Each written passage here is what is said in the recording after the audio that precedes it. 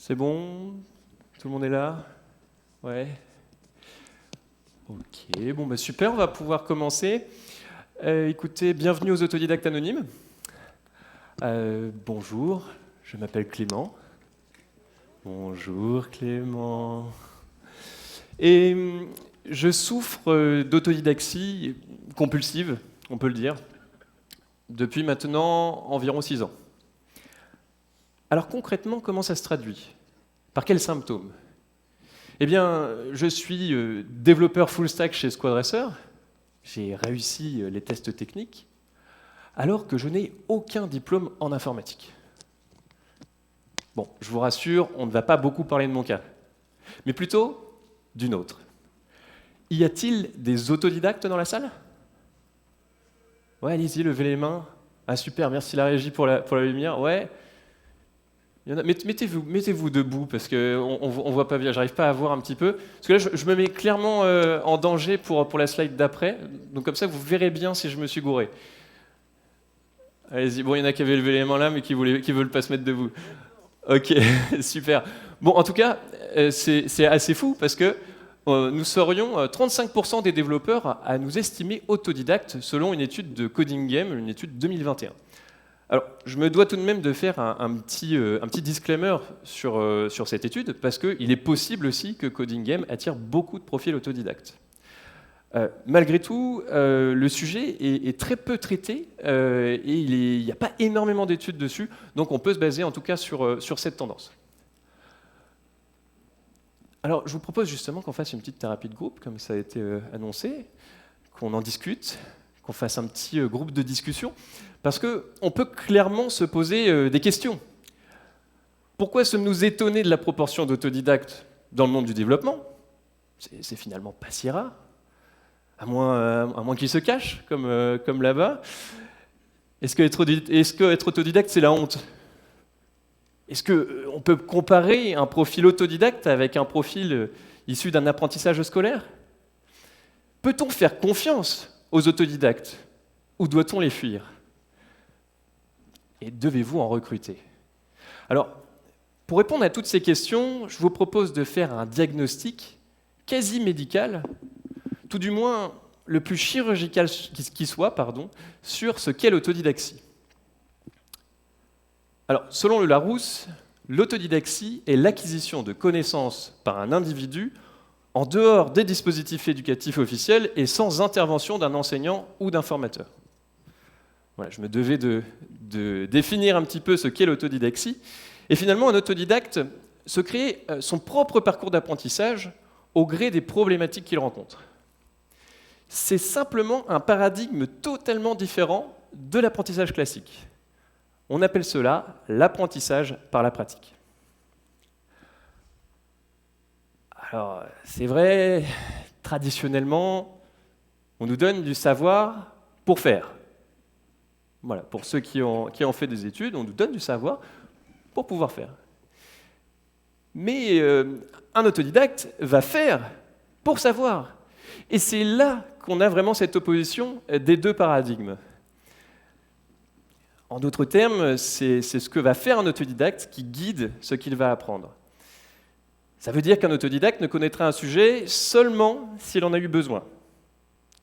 Il sera donc certainement un bon couteau suisse, mais rarement expert dans un domaine, parce qu'il ne connaîtra pas les connaissances qu'il n'a pas eu besoin de rencontrer, donc il ne pourra pas évidemment s'estimer expert, ou en tout cas, il y a des autodidactes experts, mais dans la grande majorité des cas, on va plutôt être sur des profils un peu couteau suisse. Malgré tout, même s'ils ne sont pas forcément experts, les autodidactes ont une certaine naïveté, une certaine candeur qui leur permettent de réaliser des choses parfois assez inconcevables. D'ailleurs, un autodidacte va beaucoup se retrouver dans cette citation Facebook de Boomer. Ils ne savaient pas que c'était impossible, alors ils l'ont fait. Bon, soit dit en passant, c'est attribué à Mark Twain. Voilà, il n'était pas sur Facebook, je crois, à l'époque. Mais les autodidactes, ce sont des innovateurs. Ils n'ont pas de mal à penser en dehors de la boîte, puisqu'ils n'ont pas de boîte. Alors ils tentent des choses. Bon, ils tentent des choses, mais c'est justement pour ça qu'ils se plantent souvent. Il apprend par la pratique, mais aussi par l'échec. Et là est toute la difficulté. Un autodidacte est souvent idéaliste, optimiste. Et maîtriser les risques pour un autodidacte peut s'avérer très difficile, parce qu'il y a certains échecs qui ne procurent malheureusement aucun enseignement. Par exemple, je vais vous parler de cet homme. Est-ce que vous connaissez l'histoire de ce pauvre Franz Reichelt?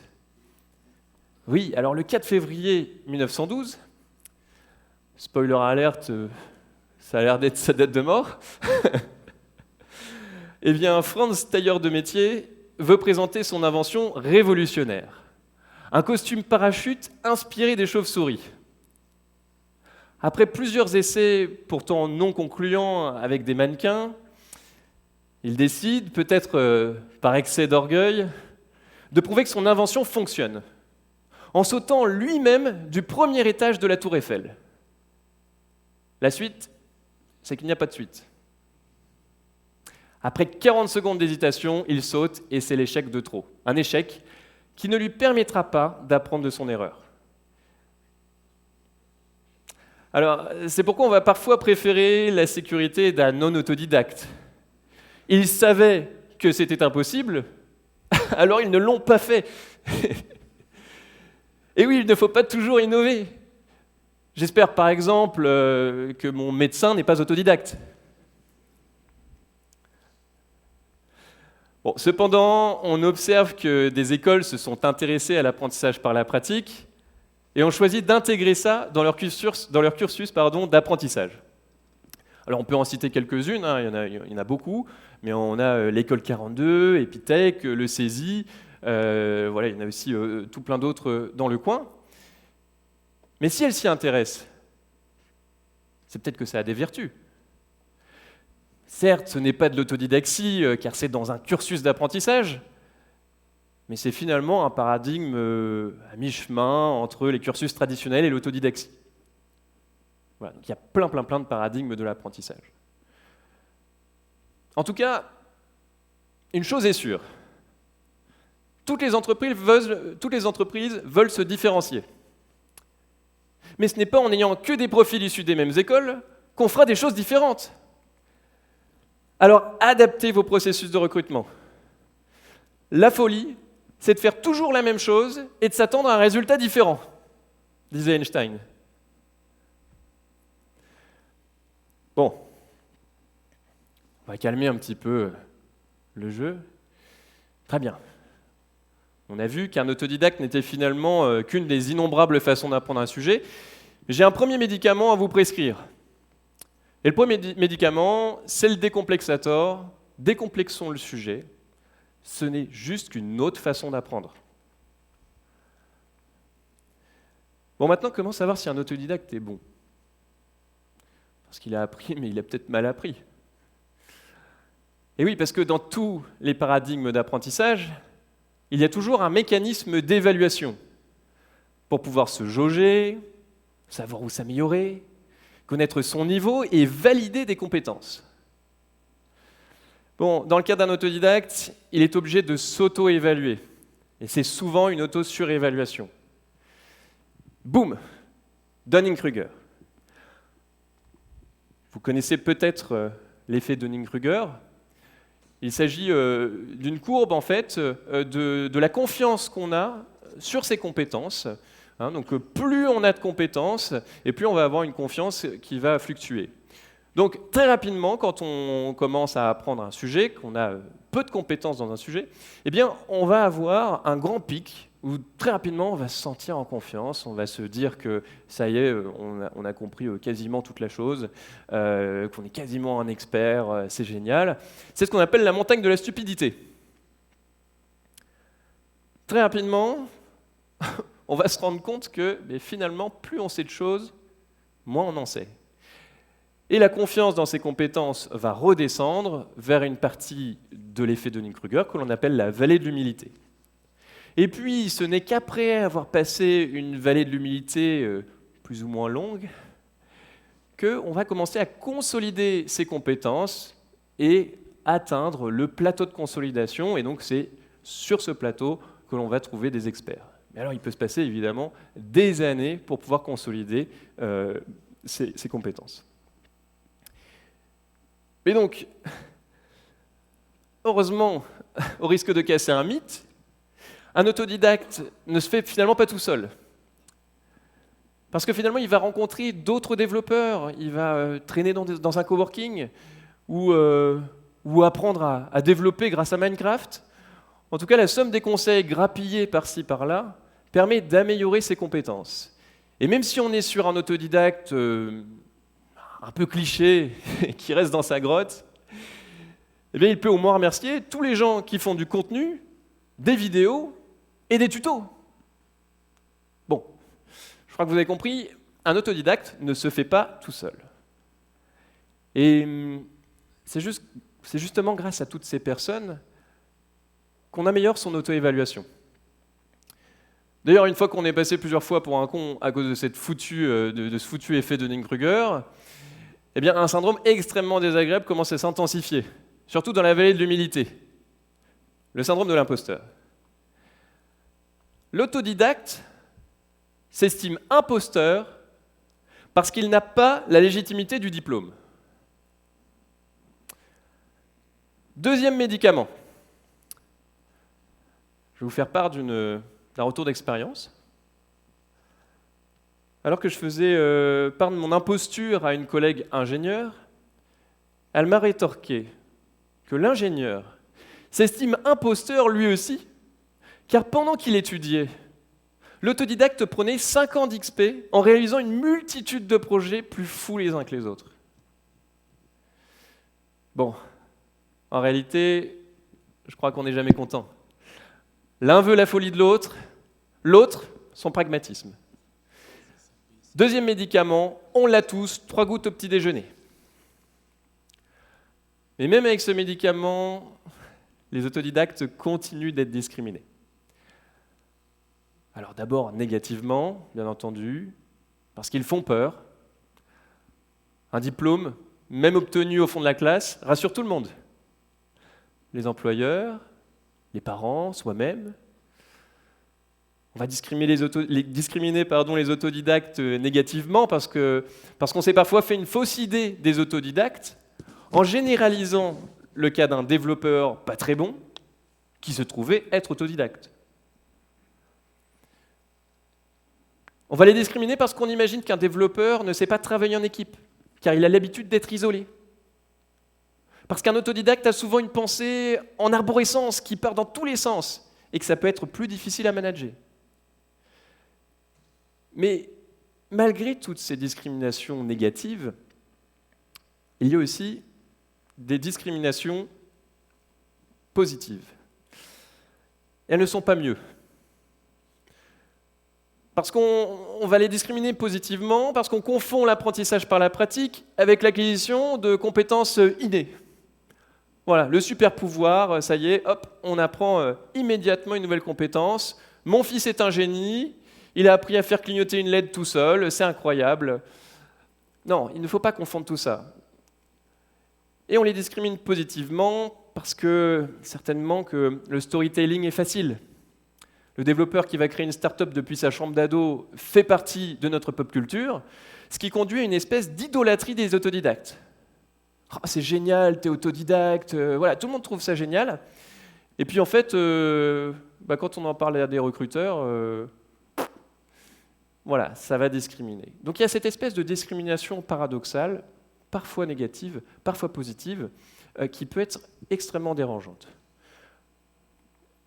Troisième médicament, arrêtons toute forme de discrimination des autodidactes. Des petits génies ou des mauvais devs, la réalité se situe certainement entre les deux. Donc troisième médicament, le Discrystop, petite gélule à avaler de travers, de préférence. En tout cas pour ceux qui continueront à discriminer, vaut mieux l'avaler de travers. Bon, ceci dit, je parle de l'autodidaxie, j'essaye de redéfinir certaines choses, j'essaye de vous montrer des avantages, des inconvénients, mais je me dois tout de même de vous faire un disclaimer sur le biais du survivant. Je ne peux évidemment que encourager les personnes qui souhaitent apprendre le dev par elles-mêmes à foncer. C'est génial. On est tous passionnés, c'est incroyable. Allez-y, allez-y, allez-y. Apprenez par vous-même, il n'y a pas de souci, c'est génial. Mais ce n'est pas parce que des autodidactes ont réussi à obtenir un bon niveau opérationnel, voire un très bon niveau, s'éclatent dans ce qu'ils font, qu'il ne faut pas choisir la voie des études. Si vous êtes en âge, si vous avez la possibilité de faire des études, voilà, que ça correspond peut-être même, il y avait une conférence tout à l'heure sur les reconvertis, voilà, si ça correspond à ça, allez-y, faites des études, faites des études. Bon, je dis aussi ça parce qu'il y a potentiellement 2-3 personnes qui me font bosser dans une école d'ingé ici, donc je ne voudrais pas les froisser en disant qu'il ne faut pas faire d'études. Mais non, non, vraiment, premier degré, faites des études. Mais ne vous empêchez pas d'apprendre des choses. Si vous avez envie, foncez, c'est génial. Alors, on en arrive au point final.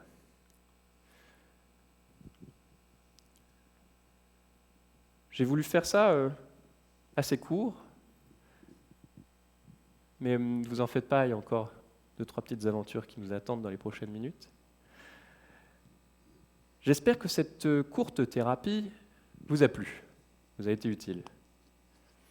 J'espère que vous avez bien compris mon message, que vous en savez plus sur les autodidactes, qu'ils ne sont pas si rares. J'espère que vous ne les considérerez plus comme des mauvais développeurs ou comme des petits génies, parce que c'est faux. J'espère également que vous avez passé un bon codeur en scène 2022 avec des conférences complètement ouf de qualité. Pour tout vous dire, je viens en tant que visiteur, voilà, en tout cas la dernière édition en présentiel, j'étais là. Je ne pensais pas parler devant vous il y a encore 6 ans, quand j'ai commencé mon aventure d'autodidacte. Encore moins il y a 2-3 ans, tant mon syndrome de l'imposteur était à son paroxysme. Il y a 2-3 ans, j'aurais jamais pensé parler de ce sujet en particulier. Mais maintenant, je le dis. Je m'appelle Clément, autodidacte, fier de l'être, et je ne veux pas guérir. Merci.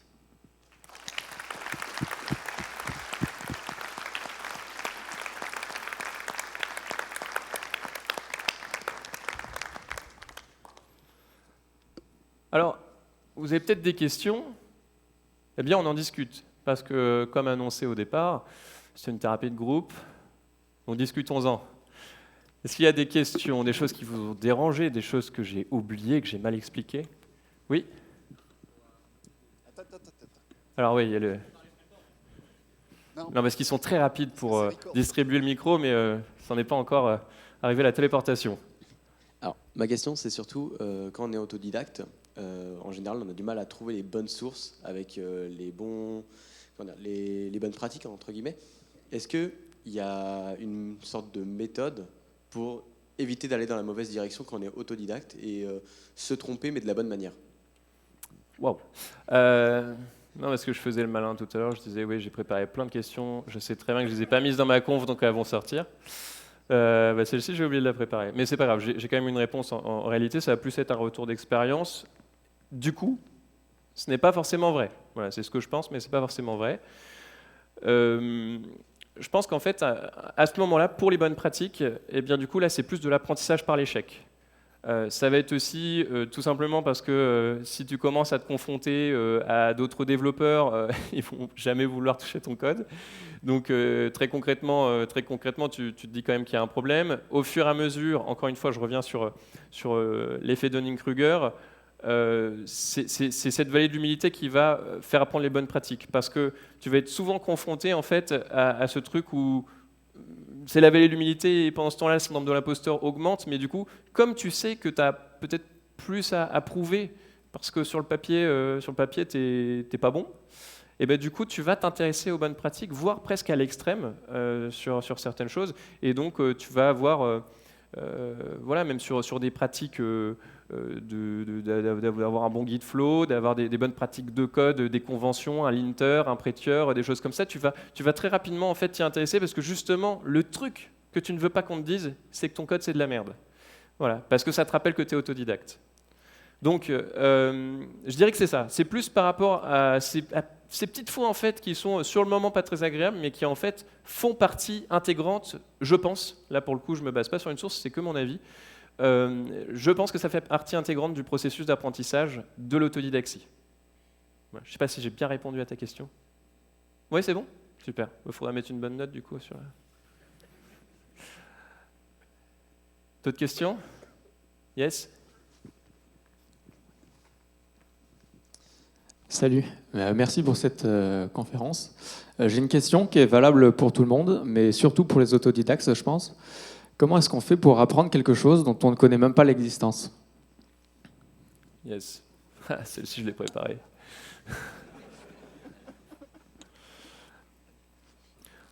En fait, un autodidacte s'en fout.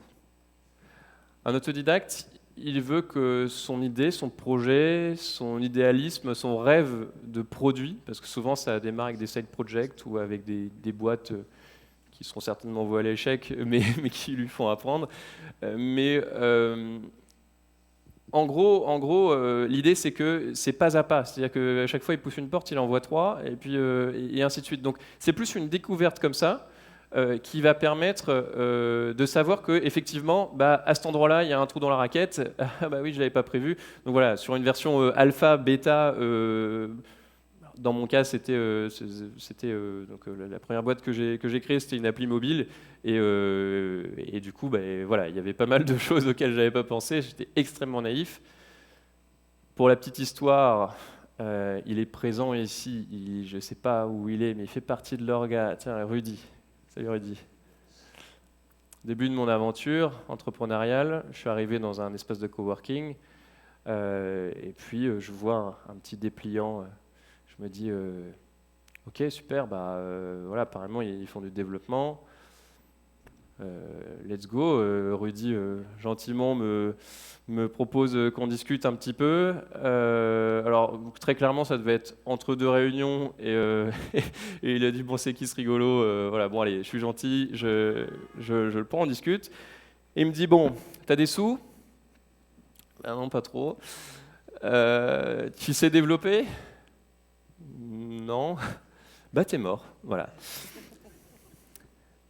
C'est peut-être du coup grâce à Rudy, voilà, quand je vous disais les petites piques où tout d'un coup on se dit ah oui effectivement oui il faut vraiment que ok je suis très naïf, mais c'est peut-être grâce à Rudy finalement que j'ai poussé mon apprentissage pour le faire mentir en fait, parce qu'après dans l'espace de coworking j'ai très naïvement dit haut et fort, voilà, donc j'étais certainement dans la montagne de la stupidité, haut et fort, vous allez voir dans 3 mois je vais apprendre à développer et il y aura une alpha de l'appli mobile.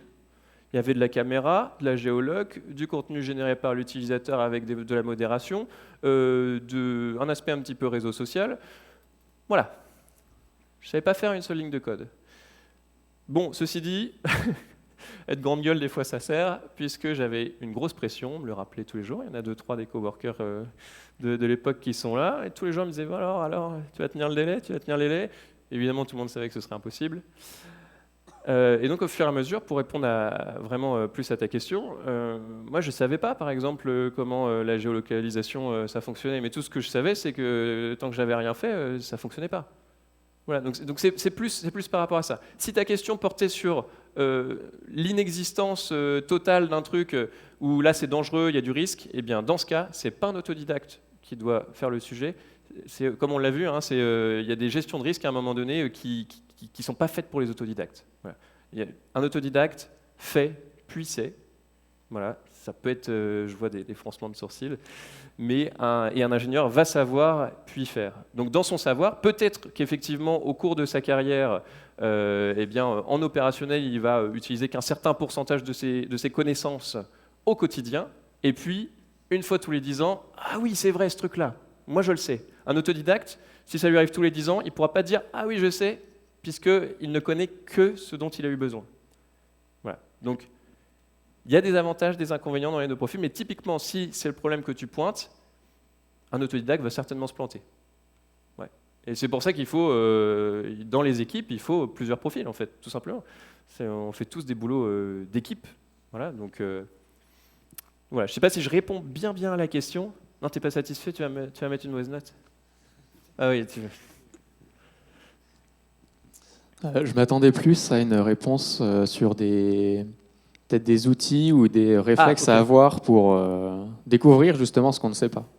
Ok, d'accord. Mais alors là, on est clairement sur.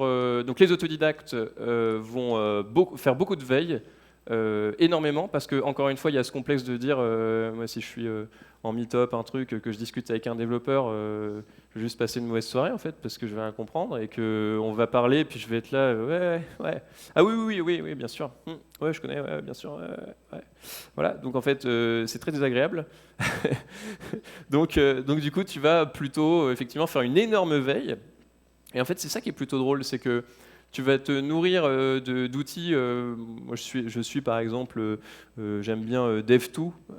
Dev2, il y a pas mal de trucs là-dessus. Il y a même une extension Chrome qui est plutôt sympa parce que ça vous fait un petit agrégateur en fait de choses cool. Ça suffit pas pour la veille. J'avoue que je suis très impressionné par tout ce qui est magazine, bouquin. Euh, sur Internet, on a toujours tendance à se dire qu'il y a tout. Ouais, c'est vrai, mais trop. Et bien, du coup, se rapprocher de gens qui connaissent leur boulot, qui savent déjà te prémâcher des trucs, par exemple, vraiment, il y a des magazines qui sont très sympas, et bien, quelque part, hop, ça te permet de faire ta veille. Mais je pense que le secret pour un autodidacte, pour être sûr de ne pas passer à côté de quelque chose, et donc dans les outils, c'est des magazines, des bouquins et effectivement des petits outils, tout ça pour faire une très très grosse veille, peut-être même plus que nécessaire. Voilà. C'est mieux? Très bien, merci. Ah, très bien, super. Ouais. Une autre petite question, oui, parce qu'on continue, Vas-y, on par continue là. quand même la petite thérapie de groupe. Je hein. finis et je te donne le micro. Ah, Une petite remarque aurait été intéressante à mentionner, c'est que moi j'ai fait une école d'ingénieur, mais Ouais. ce que j'utilise au quotidien et les connaissances que j'ai aujourd'hui, je les ai apprises après mon école. Donc pas me voler ma rassurez-vous les autodidactes, finalement vous êtes en avance sur nous parce que vous avez déjà commencé à apprendre des choses par vous-même. alors oui et non, c'est gentil, mais je pense que c'est encore une fois un entre-deux. On apprend les choses différemment, peut-être dans une temporalité différente aussi. Je peux t'assurer qu'il y a plein de compétences que je sais qui me seront peut-être inaccessibles parce que j'ai des bases que je n'ai pas eues, alors qui ne me servent pas au quotidien, mais qui servent en briques Lego pour d'autres trucs et que je n'ai pas eu en école d'ingé, par exemple. Donc ça, par exemple, c'est évidemment l'une de vos forces. Par contre, effectivement, je te rejoins sur, il y a plein de trucs après, une fois qu'on sort d'école d'ingé, il y a certaines écoles d'ingé qui font pas mal d'apprentissage par la pratique, il y a pas mal d'activités comme ça, mais il y a aussi des écoles d'ingé extrêmement théoriques. Et puis finalement, on arrive et on se dit, mais attends, moi, j'ai pas fait d'études dans le boulot de ma fiche de poste. C'est quoi là C'est quoi ce truc? Qu'est-ce que je dois faire? Donc, enfin, vous m'arrêtez si je me trompe, hein. Étant pas moi-même ingénieur, il y a ce truc, voilà, de certains amis qui m'ont remonté qu'effectivement, bah, on a l'impression de se dire, mince, finalement, qu'est-ce que j'ai appris? Mais vous avez appris énormément de choses. Et, euh, et ouais, sur ce truc-là, je comprends ce que tu veux dire. Et attention, on peut tous être autodidactes dans un domaine en particulier. Je sais aussi qu'il y a des développeurs qui s'estiment autodidactes parce que finalement, ils savaient déjà développer avant de faire leur diplôme. Voilà, je sais qu'il y en a bon nombre d'entre vous où c'est comme ça, qui s'y sont intéressés avant, et pour pragmatiser le tout, et puis c'est vous les plus intelligents, vous vous êtes dit, bah, je vais éviter les galères d'être autodidacte, je vais faire un diplôme, ça va aller très bien. Voilà. Mais donc il y en a plusieurs qui savaient déjà très bien développer avant. Donc mon message, il est assez compliqué sur la stat, c'est pour ça qu'il y a peu d'études là-dessus, et je le redis, l'étude Coding Game, la question c'était vous considérez-vous autodidacte? C'était pas êtes-vous un autodidacte, c'est vous considérez-vous autodidacte? Et c'est pour ça qu'il y a peu d'études malheureusement là-dessus, parce qu'en fait chaque autodidacte a un parcours différent. Et effectivement, on peut être un peu autodidacte à la base et puis faire un diplôme après. Je sais que dans l'orga aussi, je crois que c'était, je sais pas s'il veut que je le mentionne, mais il y a quelqu'un à ma gauche, pas très loin, qui m'expliquait un petit peu ça tout à l'heure. Et effectivement, on peut être un profil autodidacte, avoir ce mindset en fait de paradigme de l'apprentissage. Et puis finalement, bah, après, on est un peu formaté avec cette façon d'apprendre qu'on complète avec une école d'ingé. Donc là, vous êtes les kings. Voilà. Ouais, du coup, ça a un peu répondu à ma question de l'autre côté. Hop, Ah. c'est bon, par là. Où es-tu? Ah, Non, du coup, ça a répondu un peu à ma question, mais au final, est-ce que tout développeur doit pas être un peu autodidacte? La question, c'était est-ce qu'on n'est pas tous autodidactes? Mais tu as répondu à la partie formation, etc. Mais est-ce qu'on ne doit pas tous être autodidactes à la fin? Puisque lors des études, moi j'ai fait quelques études un petit peu dans le domaine, mais aujourd'hui, 98% de ce que je fais, je ne l'ai pas appris en études. Et du coup, tu as parlé de veille, tu as parlé pas mal de choses. Est-ce que tout développeur ne doit pas avoir une part d'autodidacte s'il veut continuer à évoluer dans le domaine? Totalement. Totalement. Et c'est, merci, on va penser que c'est préparé, parce que je suis content d'avoir cette question. Mais totalement, en fait, l'idée, c'est que s'il y a finalement 35% de personnes qui se considèrent autodidactes dans le monde du développement, je pense que c'est certainement l'un des domaines où effectivement notre métier c'est de continuer à apprendre aussi. Sinon on est obsolète très rapidement. Donc c'est juste qu'on prend pas les mêmes chemins pour arriver à connaître notre métier et donc mettre en marche ce processus. Voilà, c'est juste que les autodidactes effectivement ont ce mindset depuis le départ. Donc il y a certaines choses qui vont avoir en plus, évidemment d'autres qui vont avoir en moins sur certaines compétences qu'un ingénieur aurait appris avec un autre processus, mais effectivement, à un moment donné, ça va rejoindre le même métier et c'est juste un mindset un peu différent. Donc peut-être que sur les écoles d'ingé, ce processus de veille va être un peu plus compliqué au début, mais ils vont moins galérer sur d'autres trucs, et autodidacte, vice-versa. Mais effectivement, à un moment donné, dans notre métier, si on veut continuer à bien bosser, ben, on est obligé d'apprendre à apprendre. Et c'est certainement pour ça que, comme je disais, de plus en plus d'écoles s'intéressent à l'apprentissage par la pratique. Ça fait partie du mindset qu'on doit avoir dans notre métier. Je vais avoir une question de mon côté. Tu veux encore combien de questions Moi, ça dépend. En fait, s'il n'y a plus de mains qui se lèvent. Ouais, non, je sais qu'il ne va pas s'arrêter, c'est pour ça que... Ah oui, non, mais oui, c'est ça, c'est-à-dire que... On prend les deux dernières et puis... Yes. Alors, moi, c'est plus par rapport à un retour d'expérience. Donc, je me considère personnellement comme un autodidacte parce que je n'ai pas eu de diplôme spécialement, diplôme tout court. Mais j'ai quand même été, ça fait un peu plus d'un mois que je suis dans une boîte. Mon premier emploi. Avant, j'étais freelance, intermittent. Et en fait, je me rends compte d'une grosse différence. Alors, du coup, je ne sais pas si c'est vraiment lié à être autodidacte ou pas, mais du coup, coder en solo versus arriver dans une équipe avec des tas de pratiques déjà mises en place et puis une base de code plus ou moins vieillissante déjà mise en place. Et je me rends compte que je passe beaucoup plus de temps à analyser le code et à analyser les choses plutôt qu'à faire. Et aussi, vraiment, je sens que c'est pas du tout la même manière de travailler, notamment en équipe. Et donc, je me demandais... est-ce qu'au final il n'y a qu'une seule manière d'apprendre, c'est-à-dire en pratiquant, ou est-ce qu'il y a moyen de se préparer un peu à ce genre d'environnement qu'on peut rencontrer en entreprise? Ok, alors il y a plusieurs questions, je vais essayer de répondre correctement à toutes. La première, effectivement, de toute façon, admettons, voilà, un junior qui sort d'une école ou qui soit autodidacte, il va y avoir des défauts. Il y a des trucs qui ne vont pas se passer comme il faudrait. Il est encore, il doit prendre de l'XP. C'est juste qu'ils ne doivent pas prendre de l'XP aux mêmes endroits. Donc, par rapport à ce truc où tu te dis, je suis peut-être un peu perdu de travailler en équipe ou d'avoir les bons process. Un truc tout bête, mais qui est plutôt normalement dans notre code. Mais en tant qu'autodidacte, on se fait pas des merge requests avec la review et voilà quand on est tout seul. Bon, et pourtant c'est une grosse part de notre boulot en fait après. Donc moi par exemple pour ma part, je savais que ça existait, mais malheureusement je n'avais pas ce bon process là. Bon, voilà, donc moi j'avais des lacunes là-dessus évidemment à rattraper. C'est ce genre de choses qui pourtant paraît évidente parce que voilà on sait pas comment on ferait autrement. Mais évidemment, ça s'explique. Parce qu'en tant qu'autodidacte, ce n'est pas des trucs dont on a eu besoin. En fait, pour le faire nous-mêmes, on ne va pas s'auto-review tout le temps des choses. Alors oui, Git, on fait des petites branches selon des features, on s'organise comme on veut. Mais par contre, sur ce concept vraiment de MR ou PR, pour ceux qui utilisent GitHub avec la review, ça, on ne va pas forcément l'avoir. Donc c'est un des exemples où effectivement, on va être un peu à la ramasse et il faut bien qu'on se forme là-dessus et qu'on ait conscience en fait, de tout ça. Et donc ça fait le lien avec la deuxième question. L'idée, c'est qu'il faut absolument être en posture d'ouverture. Il faut arrêter d'être sur sa montagne de la stupidité très rapidement, parce que c'est à ce moment-là qu'on va maximiser ses chances, je pense, d'avoir des meilleures pratiques, les bonnes pratiques. Voilà. Et encore une fois, des profils, donc là tu me dis que c'est ta première boîte, donc tu es donc junior autodidacte, et si tu compares avec un junior ingénieur, les deux ont des défauts, voilà, mais pas aux mêmes endroits.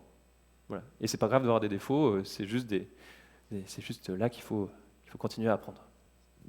Ça te va comme question? Ok, super. Parfait. Quelle autre Merci. question? Ouais, yes. Alors, merci déjà, c'était super intéressant et très drôle. Moi, je ne suis pas autodidacte, mais je ne suis pas non plus ingénieur, j'ai pas de master, j'ai mon petit BTS que j'ai eu il y a 10 ans, en Bretagne, dans un petit lycée, où il fait beau, pas comme... Il fait Et très beau.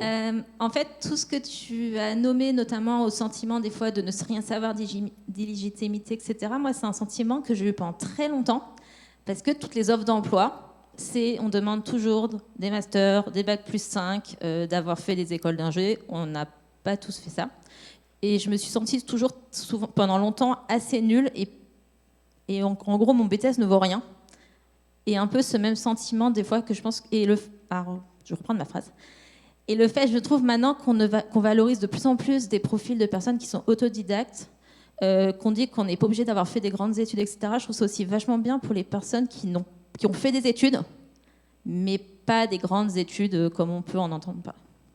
Alors, effectivement, moi-même, je vais prendre un peu de disque stop parce que j'ai eu un lapsus. Je dis ingénieur, alors qu'en fait, je devrais dire cursus pédagogique.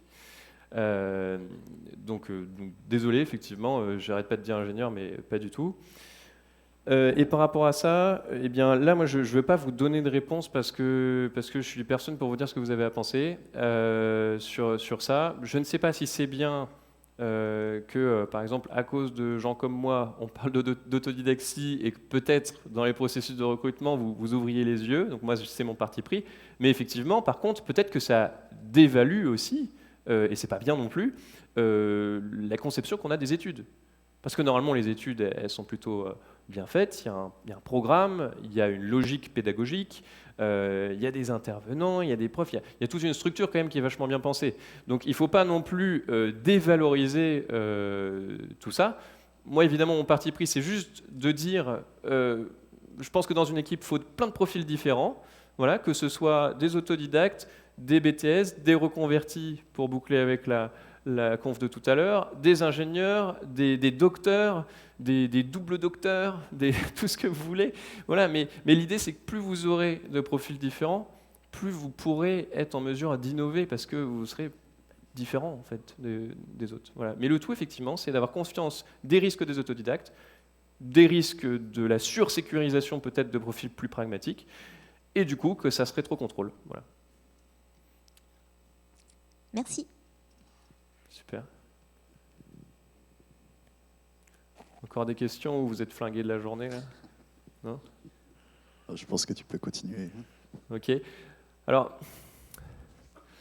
juste une dernière chose. Une dernière chose parce que mon message, c'était pas juste de parler devant vous comme ça d'autodidaxie. C'était aussi juste de me dire que le sujet était peu ou voire pas traité en conf. Même sur Internet, j'ai pas eu énormément de contenu pour préparer ma keynote. Ça m'a du coup même impressionné et je me suis dit je vais m'en servir de ça. Voilà. Le constat que j'ai, c'est que j'avais pas énormément de matière sur des sources sur lesquelles je me basais. Et peut-être que justement c'est un espèce d'indicateur sur le fait que peut-être qu'il faut qu'on en parle plus. Et je voulais avec cette keynote montrer qu'il y a de l'autodidaxie un peu partout. Je me suis mis un petit peu en danger en demandant s'il y avait des autodidactes dans la salle tout à l'heure. Donc finalement, j'ai pas pris tant de risques que ça, parce que vu la proportion, c'était sûr qu'il y en aurait. Je veux vous montrer que c'est pas si rare que ça. Et je voudrais inviter les autodidactes qui le souhaitent, et qui sont pas trop fatigués de la journée, à venir ici sur scène pour saluer le public, parce que cette conférence, c'est la vôtre, c'est pas la mienne. Donc je vois qu'il n'y a personne qui se lève, ça va être très dur pour la suite. Venez, même si vous n'êtes pas autodidacte, on dira que vous êtes autodidacte. Non mais yes, un premier autodidacte qui vient, un deuxième, ça va être que des pulls bleus. Allez, on se réveille là. Non ? Tu veux pas venir ? Parce que mon petit kiff, ce serait de faire aussi une petite photo des autodidactes de Codeurs en scène 2022. Ah voilà, c'est bon, vous avez lancé le truc, les gars. Ah, il a triché. Il a triché, il a fait des études, mais... Voilà, super. Ah bah voilà, vous voyez, les autodidactes se cachent, mais finalement, une fois qu'on désacralise un petit peu tout ça, voilà, super. Je vais juste me mettre... Il y en a d'autres qui arrivent encore. Oh là là là là. Ça va être incroyable. Alors on va essayer de faire une petite photo par la suite. En tout cas, merci pour toutes vos questions codeurs en scène. Mais moi aussi j'en ai une. Et tous les autodidactes se la posent. Alors maintenant, avez-vous une réponse ? On va faire une petite photo. Une petite photo ? Allez là, faut bouger là. On va faire une petite photo.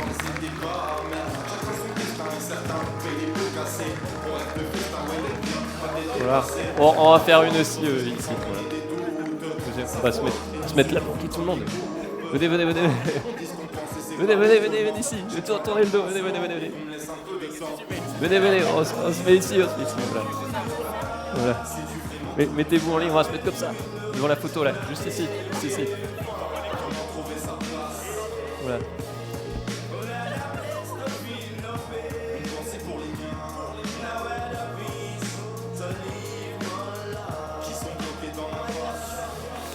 Voilà, super.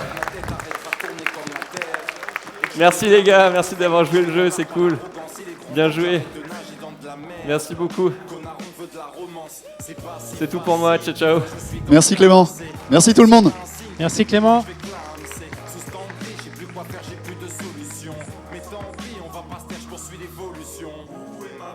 T'inquiète, je défends mes positions, mais j'ai plus d'airbag, violenter la collision.